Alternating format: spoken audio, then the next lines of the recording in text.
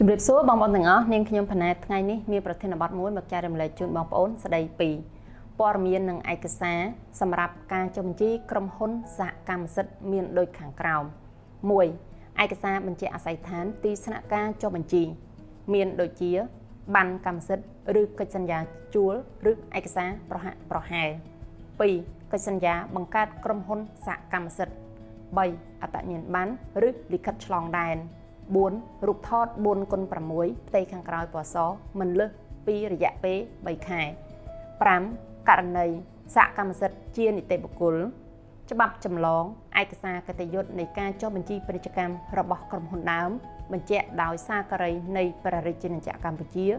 ឬស្ថានទូតឬស្ថានកុងស៊ុលឬសភាពាណិជ្ជកម្មបរទេសដែលទទួលស្គាល់ដោយក្រសួងពាណិជ្ជកម្មលិខិតប្រកាសសិទ្ធិឬសេចក្តីសម្រេចក្នុងការបង្កើតក្រុមហ៊ុនសហកម្មសិទ្ធិ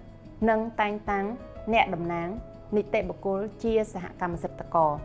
6. ការពិនិត្យសាវតារូបវ័ណ្ណបុគ្គលសម្ដៅធានាការប្រឆាំងលាងសម្អាតប្រាក់តាមប្រព័ន្ធបច្ចេកវិទ្យាព័ត៌មានលម្អិតបងប្អូនអញ្ជើញមកក្រុមហ៊ុន Dynamic Accounting Service ហៅកាត់ DS ឬជួយចុច like ឬ comment នៅខាងក្រោមសូមអរគុណ